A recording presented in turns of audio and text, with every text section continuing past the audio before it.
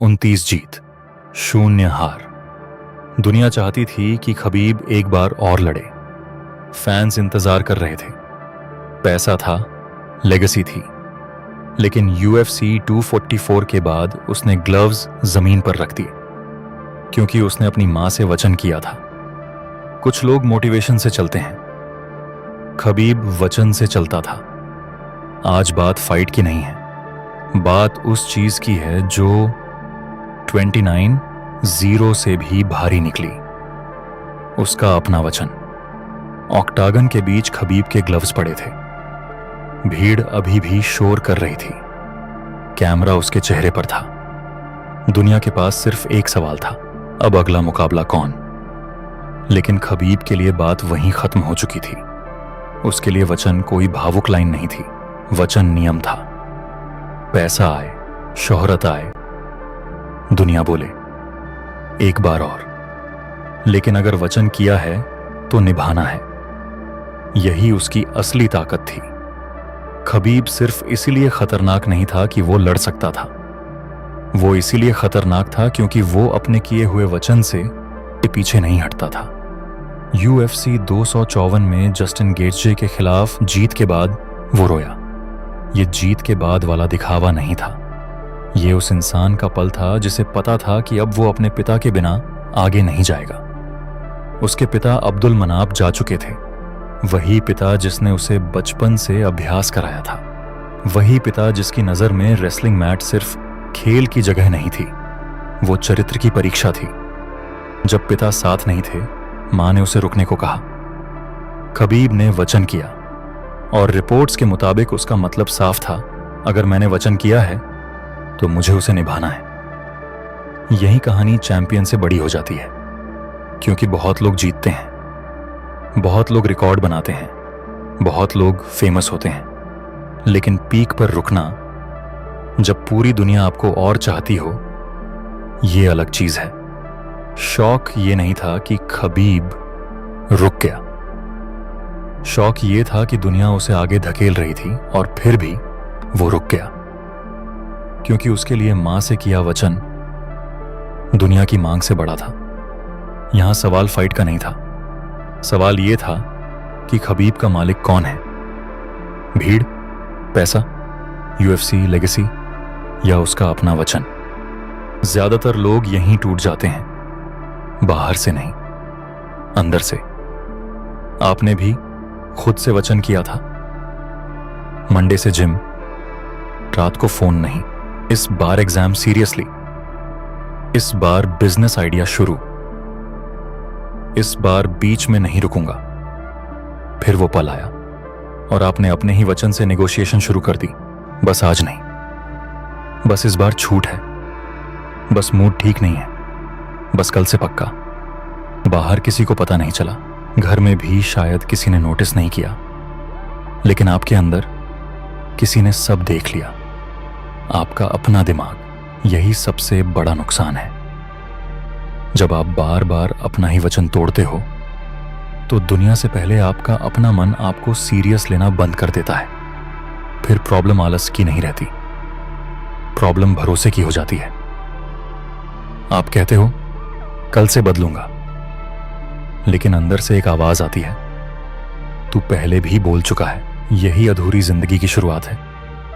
बड़ा सपना नहीं मरता, पहले आपका अपने ही वचन पर भरोसा मरता है। खबीब की ट्रेनिंग इसी भरोसे को बनाती गई। दगेस्तान की ठंडी सुबहें, पहाड़ों की हवा, रेसलिंग रूम की मिट्टी, पिता की नजर, बार बार वही अभ्यास।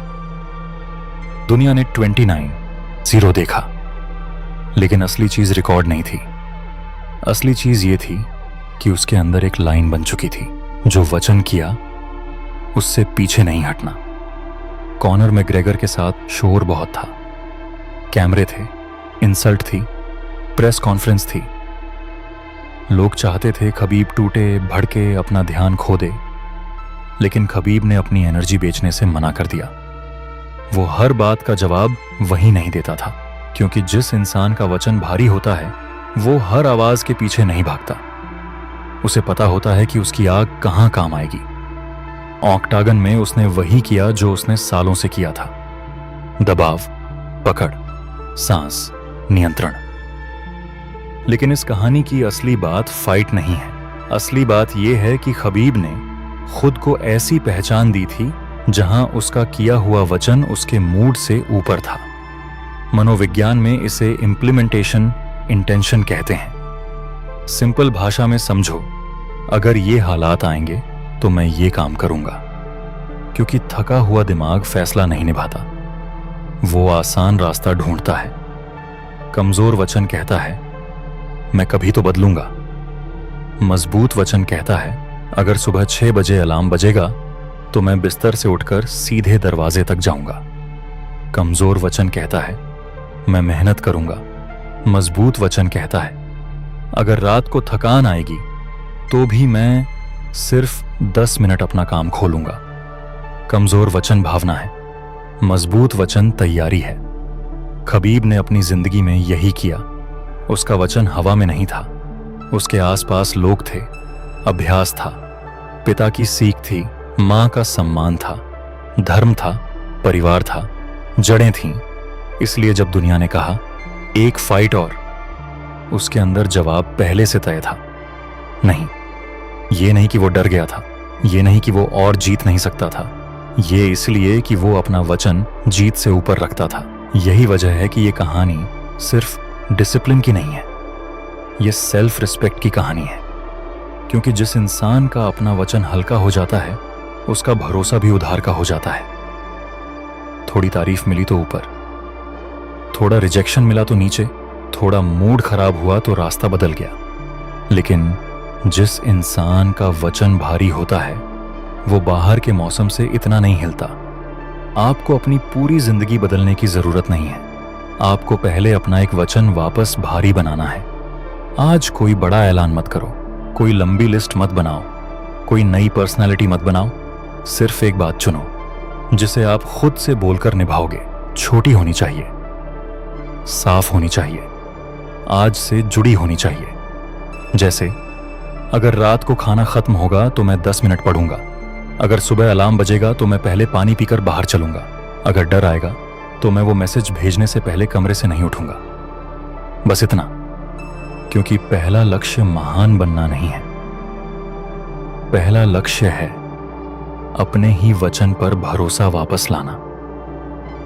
एक बार निभाओगे तो अंदर हल्की सी आवाज बदलेगी, 2 बार निभाओगे तो मन नोटिस करेगा, 10 बार निभाओगे तो आपकी पहचान बदलना शुरू होगी।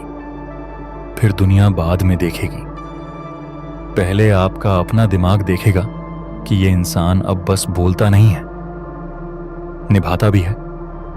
खबीब ने 29 से दुनिया को जवाब दिया, लेकिन मां से किया हुआ वचन निभाकर उसने खुद को जवाब दिया। यही फर्क है। चैंपियन वो होता है जो दुनिया को हरा दे, लेकिन चैंपियन से बड़ा वो होता है जो अपने वचन को दुनिया से भी ऊपर रख दे। आज रात एक वचन करो, छोटा, साफ, निभाने लायक, और फिर उसे निभाओ।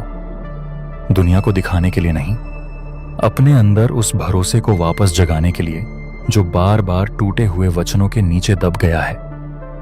क्योंकि जब आपका वचन फिर से भारी हो जाता है तब आपकी जिंदगी हल्के बहानों से चलना बंद कर देती है। ये है ड्रीम्स रीबिल्ट हिंदी। सच्ची कहानियां, सच्चा दर्द, सच्ची वापसी। टूटना एंड नहीं है, यहीं से रीबिल्ड शुरू होता है।